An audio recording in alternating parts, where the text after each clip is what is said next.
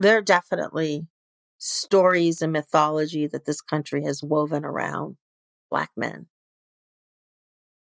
And there's mythologies and stories that have been woven around Black women as always being caregivers and always taking care of everybody, because we literally have taken care of the world.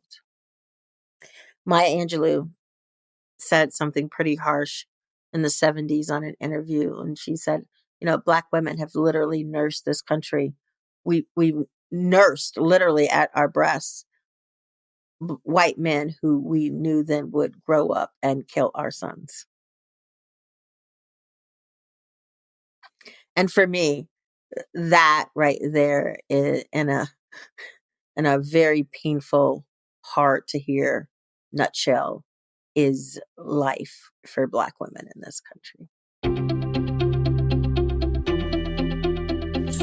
I'm Srini Rao, and this is the Unmistakable Creative Podcast, where you get a window into the stories and insights of the most innovative and creative minds who've started movements, built thriving businesses, written best-selling books, and created insanely interesting art. For more, check out our 500-episode archive at unmistakablecreative.com.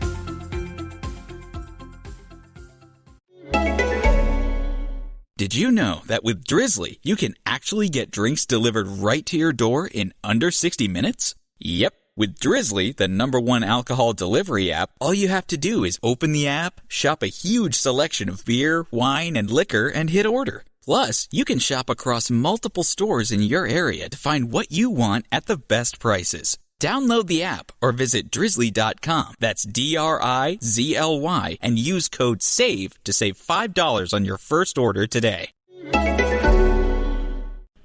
Managing your mindset is one of the most important things you can do to get through the crisis that we're currently in. That's why we're co-hosting a live conversation with Sarah Sarkis on Friday, June 12th at 3 p.m. Mountain Time about how to manage your mental health in the midst of the pandemic. It's completely free. All you have to do is join our listener tribe at unmistakablecreative.com/tribe and RSVP under events. Again, that's unmistakablecreative.com/tribe. Desiree, welcome to the Unmistakable Creative. Thanks so much for taking the time to join us. Thanks for inviting me. Happy to be here. Yeah, it is my pleasure to have you here. So I actually have known about your work for a very long time. Pamela Slim, who has been a guest here multiple times, has actually talked to us about your friendship. And I remember thinking, I was like, okay, you know what? Now I want to get this story from Desiree's side. I want to hear about this friendship. So we'll get there. But before we do, I want to start by asking, where in the world did you grow up and what impact did that end up having on the choices that you ended up making with your life? Wow. That's a great question. I actually grew up in Chicago. My mom is still there. I was actually there last week. So I was born and raised in Chicago, Illinois. And I grew up in the very far south side, 132nd, as far south as you can go in the city and still be in the city. And it had a really incredible impact on my life in a lot of ways. So I do a lot of coaching and consulting, and you know how folks always ask to see your professional bio, right? That I send when I speak or do things. And I've started actually sending people also a cultural bio, and that cultural bio really speaks to who I am and how I grew up and how that intersects with my work. So I'll just share my cultural bio with you. I think that would give you and your listeners a really good idea of kind of who I am. So I'm a 53-year-old Black woman born and raised in Chicago with deep historic and familiar roots in the South. And I describe myself as Black because for me, it holds cultural, social, and political significance. And I was raised in a 2-parent household, but I was actually a single mother and I raised 2 children on my own. Neither of my parents attended college and both were laborers with high school education. I was the first person in my immediate family to graduate from college. And I'm also the first person in my immediate family to own my own business. And so we were kind of solidly lower middle class, and job security was everything for my family. So the entire concept of starting a business and working for myself is really, really new for my immediate family. We lived paycheck to paycheck. And like most families, my mom occasionally had to borrow from relatives to kind of fill in economic gaps. And I live and work at the intersections of race, class, and gender. And so that's who I am. And I was raised in a amazingly beautiful, loving home with one sibling. I'm the oldest, and had um, the great fortune to have many beautiful opportunities come my way that allowed me to travel the world at a really young age and go off to college in California and meet Pamela Slim and grab her as my best friend when I was 18 years old. All right, so we'll get to all of that. So you mentioned that you're 53. You said that your work is at the intersection of race, gender, and class. And as a minority, I wonder, growing up when you did, what were race relations in the United States like, and how did those impact your worldview, your work, and kind of what was going on then that many of us might be unaware of now? I'll just say this: your view on race depends on the analysis and the lens that you travel the world with. So, I grew up in an all-Black neighborhood, and everyone there owned their own homes, and were all kind of folks who had jobs working for the city or the county, but kind of solid middle class role. But that was my perspective. I'm sure someone else's perspective, if they grew up in an all white neighborhood, would be different.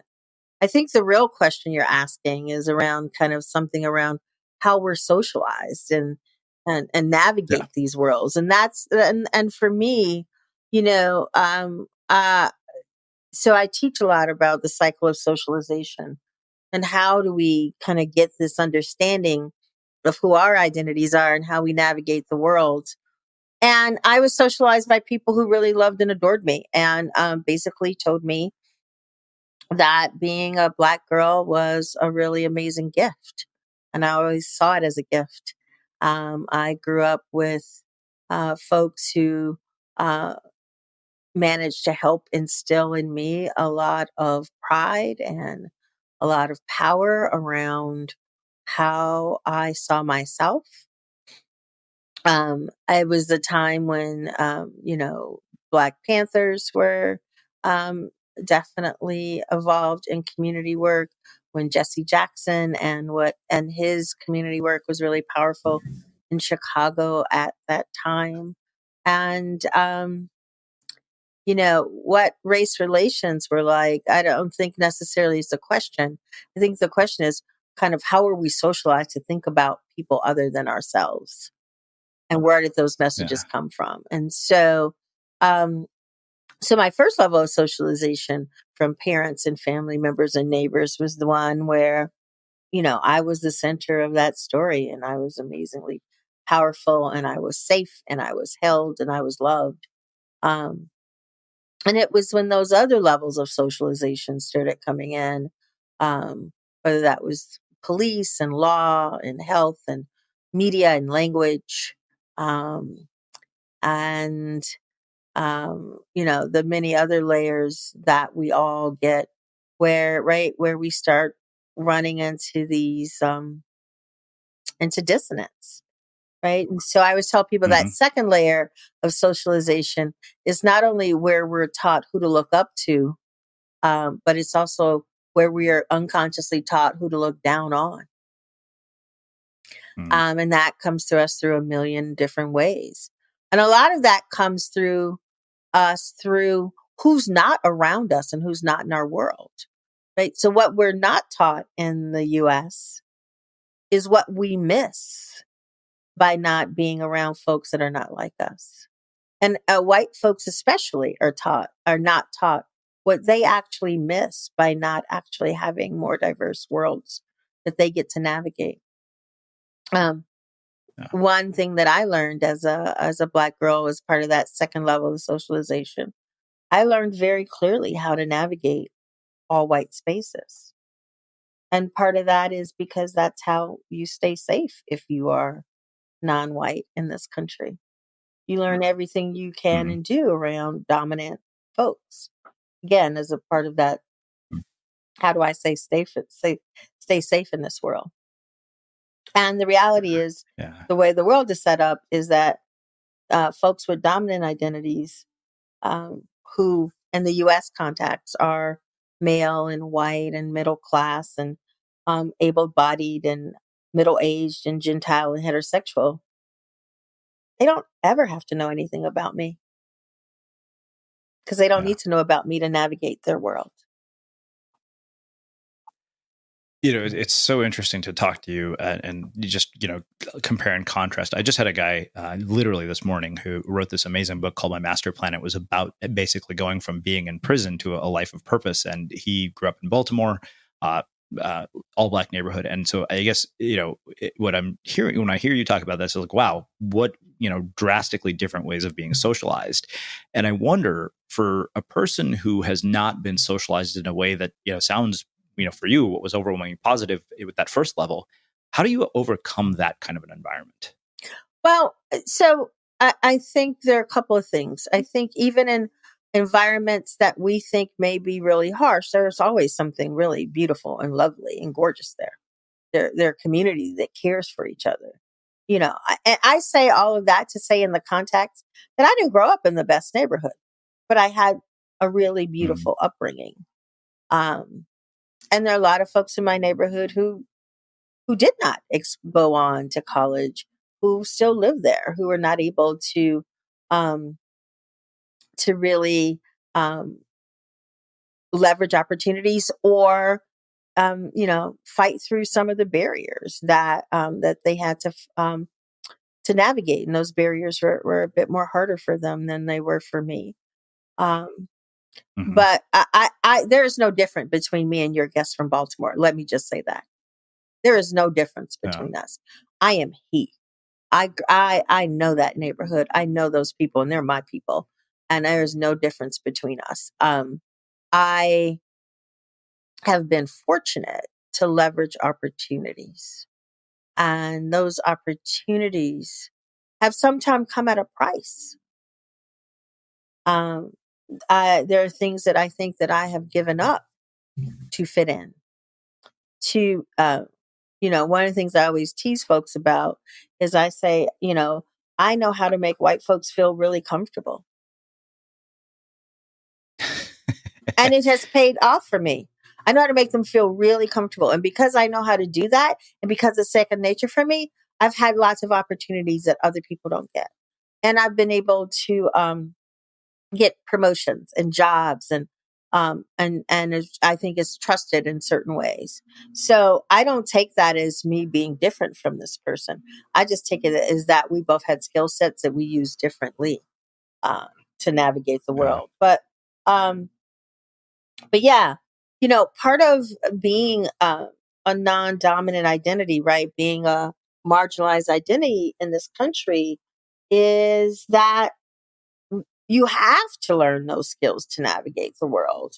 And it is a harder time accessing resources. So whenever folks talk about underserved communities, what they're really talking about too is that they're communities that are overserved.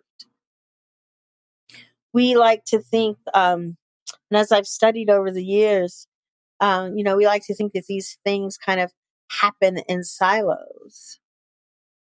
There's poverty because they're wealthy people. There is underserved communities and schools because there are overserved communities and schools.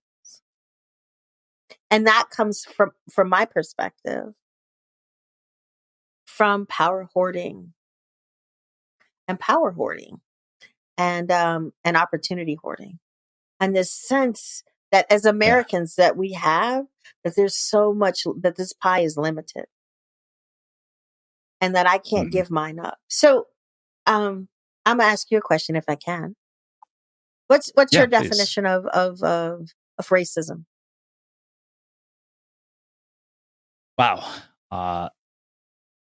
That's a really interesting question. Nobody has ever asked me that before. And I'm trying to think of my experiences as an Indian boy growing up in a small Texas town where I was I was at the point, I was just back in College Station, Texas for the first time in 25 years. And when I was there, I remember, because we came from Edmonton, Alberta, where we were surrounded by Indians, to being in a school where I know I was the only Indian kid at my first elementary school. There was one Indian girl and another Indian boy moved to the town when I was in 8th grade, and we left after that. Another kid moved in 9th grade, actually. That's when we left. And he had a turban when he showed up. And the following summer, I ran into him at a video store, and I didn't recognize him because I realized he'd basically given up his turban and cut his hair. And I think the thing that struck me most in Texas that was so odd to me was that I felt discriminated against by Black people, by Mexicans, and white people. It was like everybody here was racist because I was so unfamiliar to them. It was like, who are you? Yeah, and I remember. And there was one other moment I remember in 3rd grade when my mom dropped me off at school. She didn't realize that, all the people that she thought were Indian were Mexican. She sees a girl walking. She's like, oh, that girl looks Indian. You should be friends with her. I was like, no, Mom, she's Mexican. She's not Indian. So I guess that, I also saw blatant racism where, just based on the color of somebody's skin, I would hear friends and their parents talk about Black people. And these weren't, what struck me most about these observations was that I'm not talking about sort of what you might think of like redneck KKK type people. These are the most educated, wealthy people in this town whose parents went to Texas A&M. And that I was always shocked by that. So I don't know if I answered your question exactly. So there's some great pieces there, though, that I'd love to chat about with you. Yeah, please. So Dr. Ibrahim Kendi, who's this great author, actually says that the definition. So we like to think the definition of racism, right, is just like some bad feelings that we have towards one another. And if we just knew one another, right? Like if they just knew you, they know you were awesome. And they'd want to play with you and hang out with you. But the reality is that racism is actually about self-interest. It's about political, social, cultural, and economic self-interest. And we make those decisions around policy, around our self-interest. So the majority makes those decisions around their self-interest. So having said that, going back to College Station, there is, the way this country is set up, the way we're socialized is, and the way that supremacy wins is because white supremacy is a hierarchy. And we all play a role in that. And so it is, who's at the top, who's at the bottom, and what is that strata in between? And so part of what makes the system really work is when you have folks who are like, well, I'm just trying to get my piece of this pie because this pie is very limited. There's only so much. So I need to get mine. And I don't care if I get mine at the expense of somebody else's. Right. So that's one of the ways and then all of that's codified, right? It was codified. This is the thing about that socialization I was talking about. This system was put in place before we were born. We were born into it. It is self-supporting. It is self-perpetuating. It is unnamed and it's unconscious. But this is the system that we were born into that teaches us how to be. And that system has us living separate lives. Even when we go to the same school, it has us separate within institutions. Right? Yeah. So we're born into this world, these assumptions, these rules, these roles, the mechanics, these structures. You didn't ask to be born an Indian boy, and I didn't ask to be born a Black woman, but this is what we are, right? And so there's no blame for the identities we have. Right? There's no blame for it at all. But we're just born and we have to figure out, how do we navigate this system? So we know a lot of you have been listening to us for years, and it means the world to us. What we do here at the Unmistakable Creative wouldn't be possible without the support of our listeners. If the podcast has been valuable to you, one of the best ways you can support us is to subscribe to Unmistakable Creative Prime, which gives you access to transcripts, all of our courses, monthly coaching calls, live chats with our guests, and an incredible community of creatives. And it costs less than you spend on a cup of coffee every month. For the school teachers and people in our education system, Prime is completely free to help you with this transition to teaching online. We've packed it with a ton of value and actionable content, and we hope you'll check it out. Just go to unmistakablecreative.com/prime to learn more. Again, that's unmistakablecreative.com/prime. It's interesting to me because, I like to think that my parents are the most open-minded people in the world, but this is, it's like a joke among Indian people. It would be like, sort of the two litmus tests of how racist our own parents are. Bring home a black girl or a Muslim girl and see whether they're as open-minded as they say they are. Absolutely. And I don't mean that as like, a racist thing, but it's just kind of one of those things where I know I'm like, that's kind of the one place where I might get a bit of resistance, whether they will ever admit that or not. And that's kind of all those unspoken, when I talked about that second level of socialization, right? When we learn, so when your parents moved here, right? They were socialized into who you can trust, who you can't trust, who it's okay to be with, who it's not. Yeah. Right. And and we all have it. It's that, I love when people are like, I'm not biased. I'm like, yes, you are, because we all are. I realize because that's the part of our brain that has kept us safe through millennia, right? Like that part that says, don't the dinosaurs will eat you. Don't go over there. And we love shortcuts. Our brain was built for shortcuts because we can't handle all of the information that we get. So of course, when I see you, I want to know immediately who you are. And we know this is true because whenever we see anybody racially ambiguous, we stop and we give them like 3 extra beats. And we're like, what are they? We all do it. Yeah. Right? So you're like, okay, Indian, Black. What? Wait. So we all do it because we need shortcuts. Because then if I have a shortcut, I know how to interact with you. But it's fascinating how we just never want to acknowledge that. So your original question, like, what did my parents teach me about race? Probably like yours, nothing. Yeah. They didn't mention it. Well, they did. They mentioned white people can't be trusted. But literally, that was the extent. Which is hilarious since your best friend in the world is a white woman. Which then I proceeded to meet a white girl who became my best friend for 30 years, who would come to my house. Yeah. It took years for my family to be like, oh, I guess she is trustworthy. And I guess she's not going anywhere. It took years. It took years. Wow. So before we get into your friendship with Pam, I do want to ask you one other thing. And I'm sure chances are you've probably at least heard about it or seen it in the wake of the R. Kelly documentary. The question that came to my mind is, what is the difference in experience, at least based on what you've gone through, of being a Black woman in America and a Black man in America? That's such a deep question. And actually grew up in Chicago when that whole R. Kelly stuff was happening. So for 20 plus years, everyone in town knew exactly what was happening. It was this unspoken secret, and everybody knew that he came to high schools and picked up girls. That's a substantial difference. So this is the intersection. This is where intersectionality comes into play. And for your folks, intersectionality is just really talking about all the different points where different points of oppression meet and touch and intersect. So is it hard being a Black man? Absolutely. And that comes from the intersection of racism.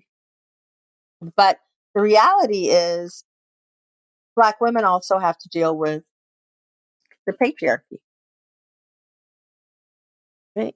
We also have to deal with sexism and racism. Right? And so in the 70s, there was this group of Black women And they wrote the Combahee River Collective Statement. And they were a group of Black feminists. And one of the pieces that they talk about in their statement is because, you know, they have to have an anti-racist and an anti-sexist position. And they have to love and care for Black men while we also fight Black men around, you know, patriarchy. And so it is this place to be where I think of it as we're in solidarity with progressive Black men. And around race, we're in solidarity with white women around gender. But we also struggle. So we struggle together with Black men, and we also struggle with Black men. So we struggle together with them about racism, but we also struggle with them about sexism. And it's you know, it's a hard place to be. My ex-husband was 6'6", 250 pounds, and just a super large, a sweet, sweet man. And we worked with children for a lot of years in camps. And I remember like just telling him to smile so that he can make folks feel easy around him. Right? So they feel easy around him and leaving their children with him. I remember when he would be stopped by the police because they'd say they were looking for somebody who was 6 feet, and he is literally like 6'5". And he looked nothing like the person, but he would get stopped all the time by the police. So there are definitely stories and mythology that this country has woven around Black men. And there's mythologies and stories that have been woven around Black women as always being caregivers and always taking care of everybody, because we literally have taken care of the world. Oh God, her name just escaped me. Maya Angelou said something pretty harsh in the 70s on an interview, and she said, you know, Black women have literally nursed this country. We nursed literally at our breasts white men who we knew then would grow up and kill our sons. And for me, that right there is in a very painful, hard to hear nutshell is life for Black women in this country. Wow, you're right. We could probably do an hour conversation on that alone. Wow. Well, let's do this. Let's shift gears a little bit. But I want to get there by asking about one other thing. You mentioned that you were the first in your family to finish college. So, you know, you came from a family of laborers. What did your parents tell you about careers? Like, what were the things they encouraged you to do? Oh my God, like you get a job with a big company and you make all the money you can. Period. And, you know, I did all these, you know, nonprofit jobs. And then I worked for IBM for a little bit. And I worked for for-profits for a few years. And my mother was just like, yes, you know, because from her perspective, I'd made it. Like, that's why I went to college, so that I could get that job, that office job, and work and be successful in that very capitalistic view of what success meant, which is all the things that have been denied to folks that look like me, which is access and power and roles and not having to use my back to work, but using my mind.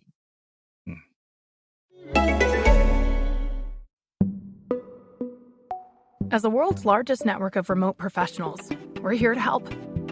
Upwork is giving $1 million in talent grants to projects that counter the ongoing impacts of COVID-19 by connecting existing teams with independent experts in tech, creative, and operations to help save lives, to support communities, and rebuild the economy. Go to upwork.com/worktogether to learn more.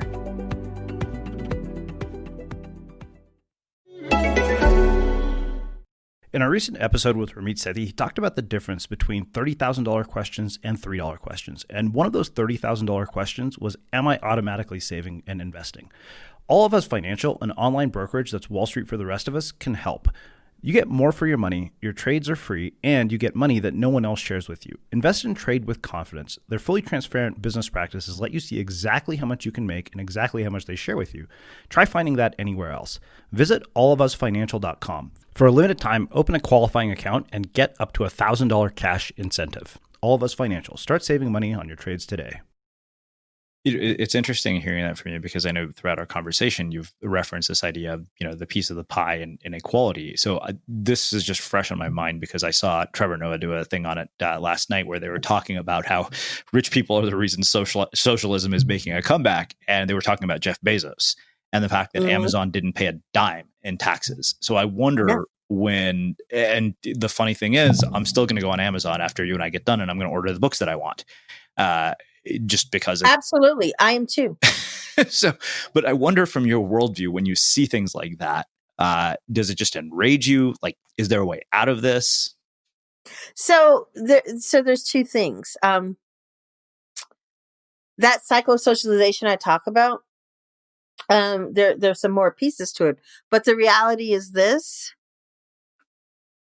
none of us knows how to dismantle systems. So I have, for myself, I've come up with ways that I can live my life. And one of those ways is that I will be transactional with systems. And I'm gonna buy and use local crafts and artisans and local folks as much as I can. And I'm also going to use Amazon, because I'm going to take my Amazon points and I donate those to somebody.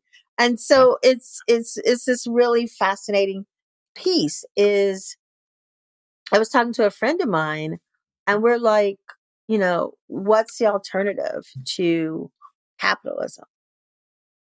Because I want to see it. And I am one of these people who's like, I think it needs to be, we need something else, because capitalism keeps going because of the black and brown bodies that feed it, right? On that very lower level. That's how capitalism keeps going. And then we use those bodies up, and we don't offer those bodies health care. We don't take care of them mentally. And capitalism uses folks up, uses their physical form up. And then, we reach a certain age and we're no longer needed, or our bodies no longer work in a way that works for capitalism.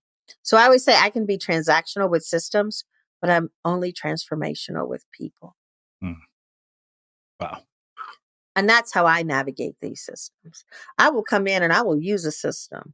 Oh, yeah, I'm going to charge my client, my big organizational client, I'm going to charge you all the monies. I have no problem with this. I'm going to charge you all the monies. And this local grassroots group here, I'm going to give you all this for free. Wow. And that's how I navigate the system right now. It may change as I change, as my priorities change. But right now, I'm like, you can afford to pay me the big bucks. You're a big org client.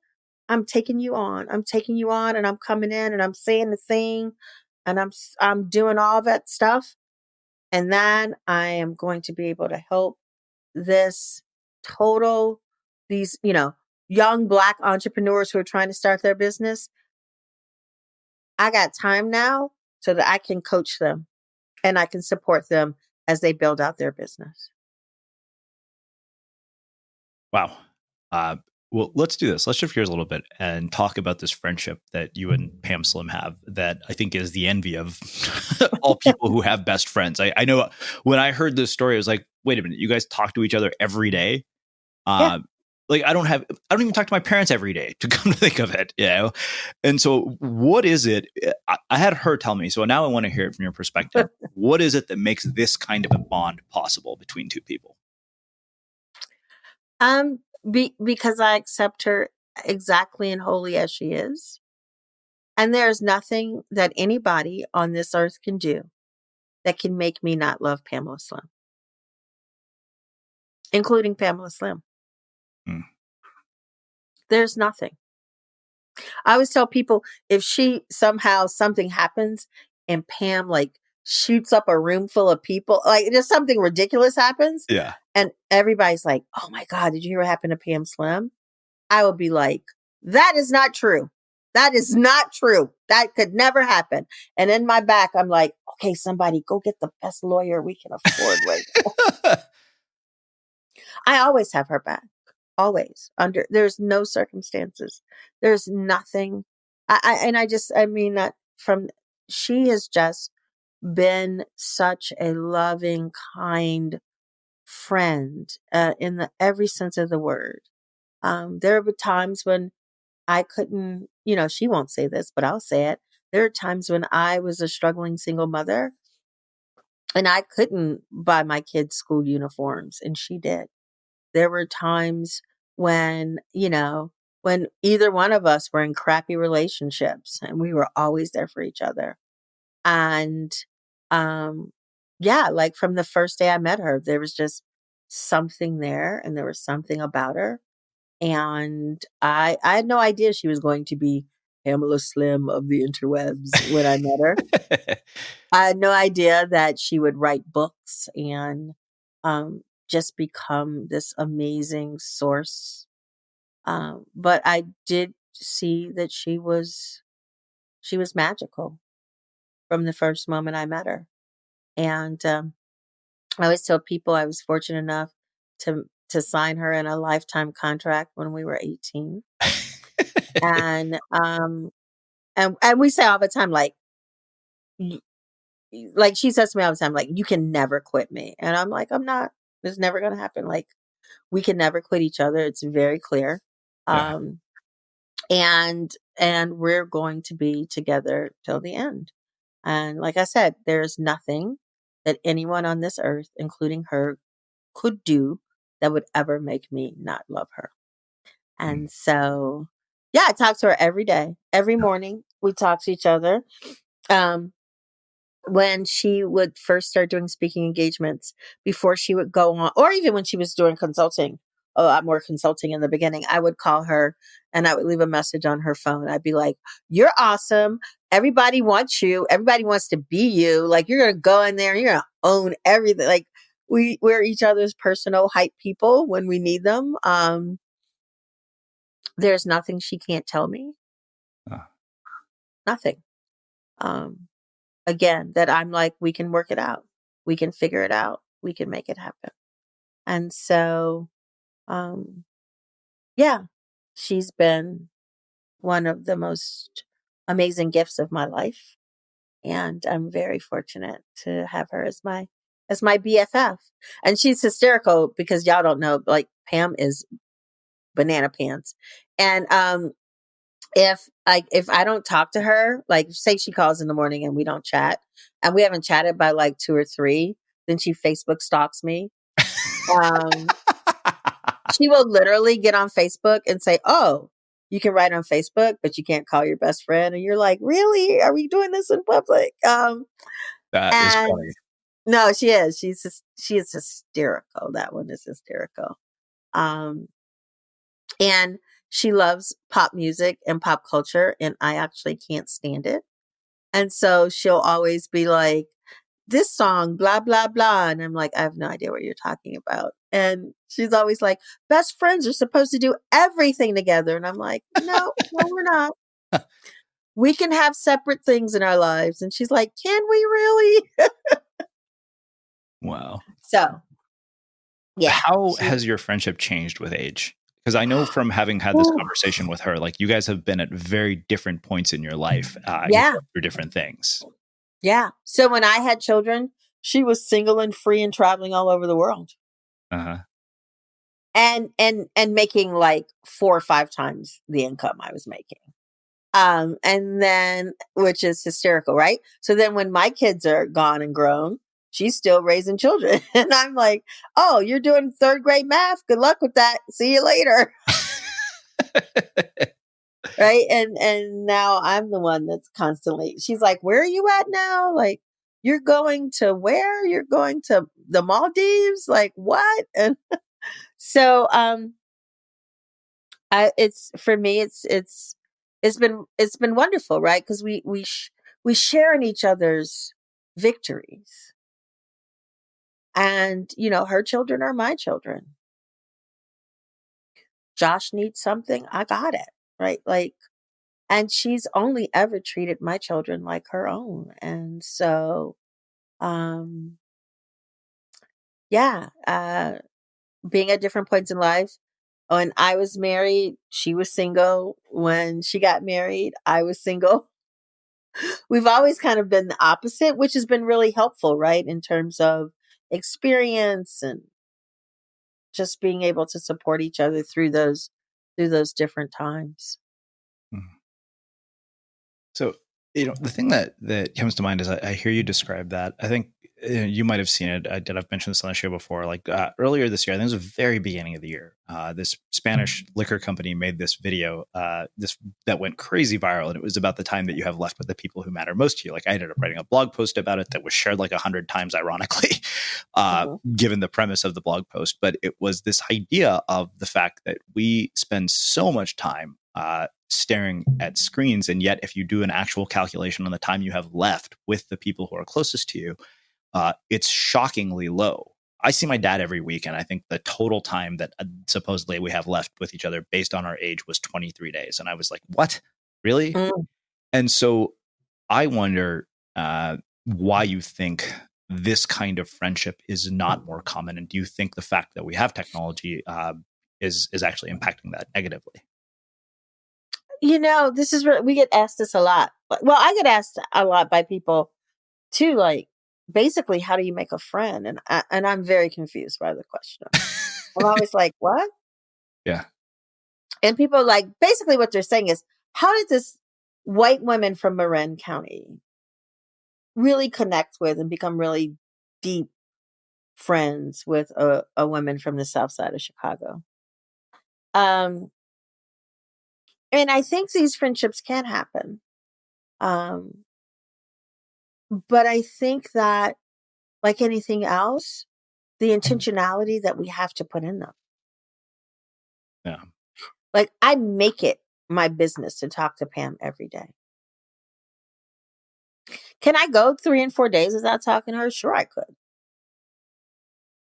But if what our friendship takes is just a daily check-in, so I can make sure that she's okay, that she doesn't need anything, then I do that. And I'll tell you, she's not the only person I talk to every day. And this freaks people out. I talk to my mother every day. I talk to my sister every day. I talk to one of my nieces. I have 2 nieces. I talk to one of my nieces every day. And I talk to both of my children every day. And that could be texting or phone for my kids and my niece. My youngest niece, I probably talk to her 3 times a week. She's 16. But my mom, my sister, and Pam, I talk to every day. Yeah. And that is intentionality. Even if it's just to check in and be like, you okay? What you got going on today? You need anything? All right. I got to go get my day started. I'll catch you later. That's it. Yeah. Sometimes we talk for long periods of time.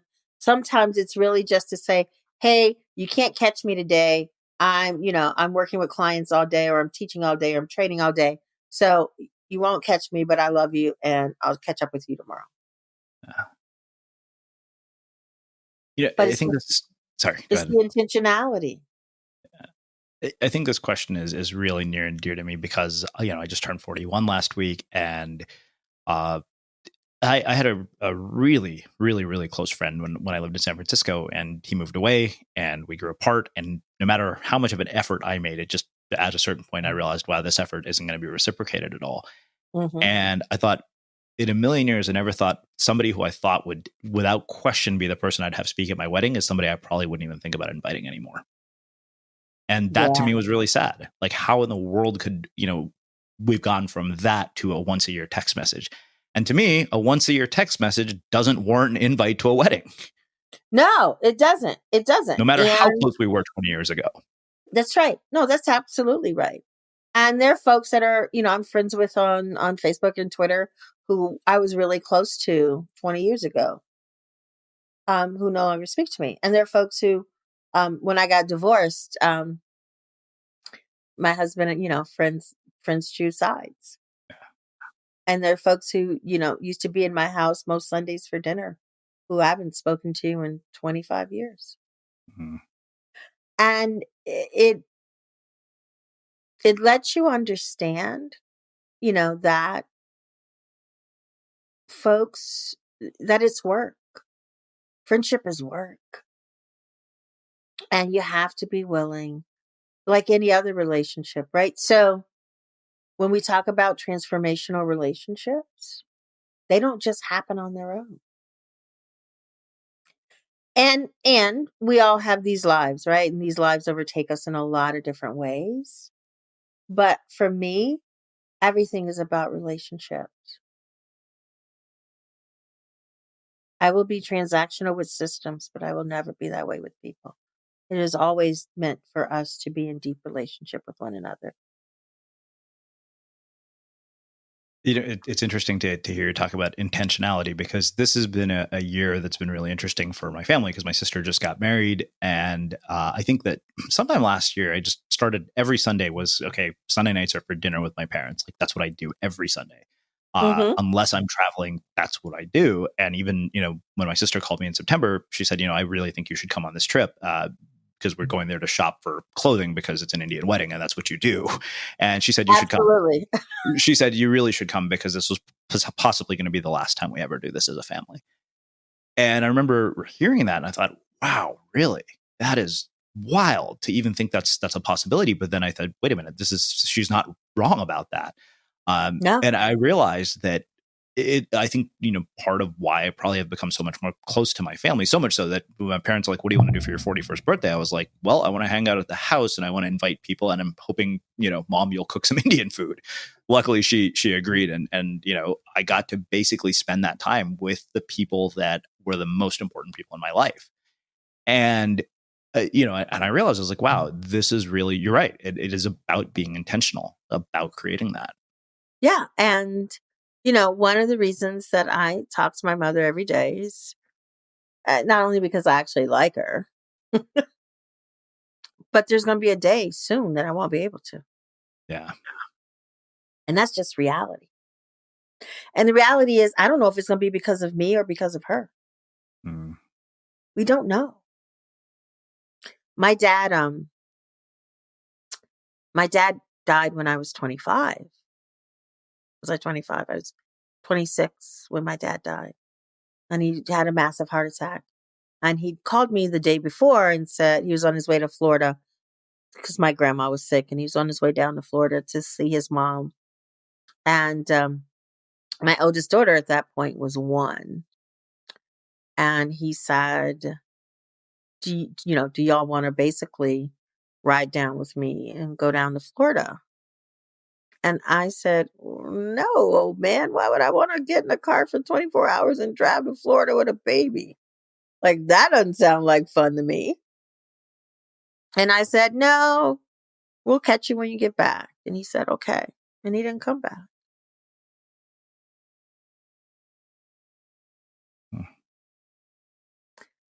And so the reality is we think we know, but we don't know. My dad was 45. He had a massive heart attack. And so, sometimes I always say, love each other and mean it. And loving each other is showing that, right? I tell people I love you when I say goodbye to them. I tell my children, I love you when I say goodbye to them.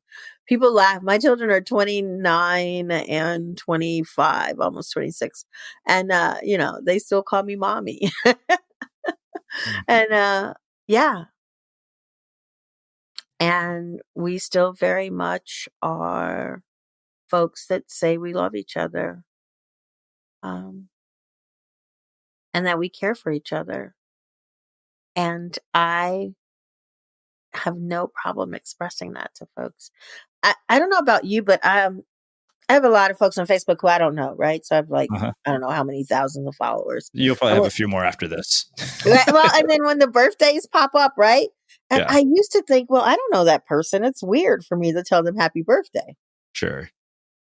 And then I said to myself, really, Desiree? Are we so stingy with love that we can't tell someone happy birthday even if we don't know them? So now anybody on my face, I just am like, happy birthday. Like, what is that about? That we want to hold it? I'm like, yeah, no, I want to give it all away while I have the opportunity. So you've answered, this is one of your answers to the question that I was going to ask next. What decisions did you make about how to live your life after losing your dad at such an early age? It's interesting. My dad and I had a very complicated relationship, and he was not someone that I necessarily liked. But, as I got older, I grew to appreciate. So one thing my dad taught me that I didn't realize at the time that he taught me, my dad actually taught me how to be a friend. He was a great friend. He was loyal. He wasn't the best parent, but he was an amazing friend.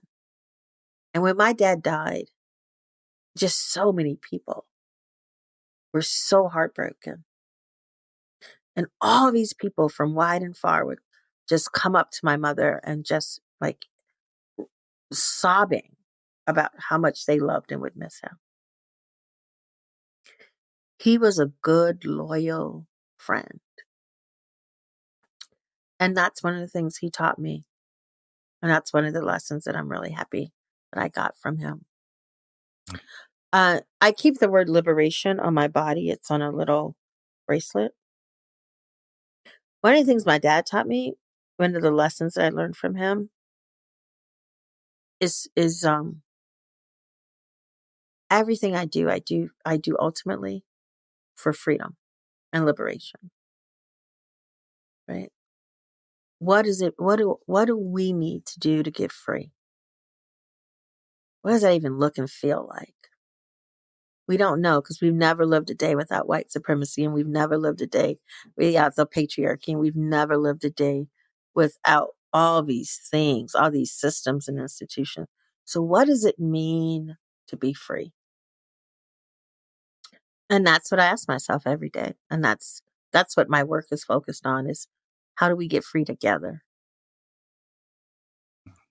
What do we need at the center of our work and our lives? And, I have I call it this praxis that I've been working through around this praxis of liberation. And it is defy, defend, demand, declare, divest, and dream. And we defy the lies we've been told about ourselves and about each other. And we defend the truth, right? For me, one of my truths is that liberation begins when we start to experience ourselves differently in the world. And that at the center of our lives are balance and joy and happiness and security and support and deep relationships. And then we demand transformation. And in order to transform, we have to learn to lean into complex problems. And that we We have family and community around us that are fighters and lovers and nurturers and thought partners and healers and friends. And then we declare our kind of non-negotiables for freedom. For me, it's about collective power and collective humanity, and that we build together. We drive new ways of being. We amplify and support each other. We acknowledge our bruises and our scars, and we do our own healing to move past them. And then we divest from change. So the questions are, so how do we get free? What are we willing to destroy and dismantle for our freedom? And then dream. We can't name what we don't see. So what does victory look like? So once we talk about what we want to dismantle, we have to talk about what are we willing to build? And what reparations do we require to do that? And who do we need in solidarity with us as we do this work? And so those are the lessons that I've gotten through my life. And that's kind of the praxis of how I live and how I work is, through that walk. Wow. Wow. Well, I think that makes a really poetic and incredibly inspiring end to what has already been a very thought-provoking conversation. So I have one last question for you, which is how we finish all of our interviews at the Unmistakable Creative. What do you think it is that makes somebody or something unmistakable?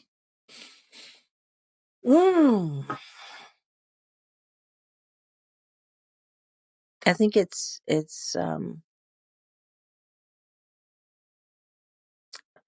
speaking truth. It's unequivocally speaking truth. And because we don't like that. We don't like when that person says the thing in the room. But I think that makes you unmistakable. Amazing. Where can people find out more about you, your work, and everything else that you're up to? I'm the only Desiree Adaway on the interwebs. I'm very easy to find. All my handles are at Desiree Adaway. Facebook, Twitter, DesireeAdaway.com. I am super, super easy to find. Awesome. Well, I can't thank you enough for taking the time to join us and share your story and your insights with the listeners. This has been amazing. Thank you for inviting me. Yeah, absolutely. And for everybody listening, we'll wrap the show with that. Did you know that every Sunday our community manager, Milena, sends out 10 key takeaways from episodes just like this one? All you have to do to receive it is sign up for our newsletter. Just visit unmistakablecreative.com/newsletter and you'll get them delivered right to your inbox. Again, that's unmistakablecreative.com/newsletter. If you enjoyed this episode or any of our other episodes, one of the biggest things you can do to support us is to leave us a review. Go to ratethispodcast.com/unmistakable and you'll see the ability to submit a review regardless of what app or device you're currently listening on. Again, that's ratethispodcast.com/unmistakable.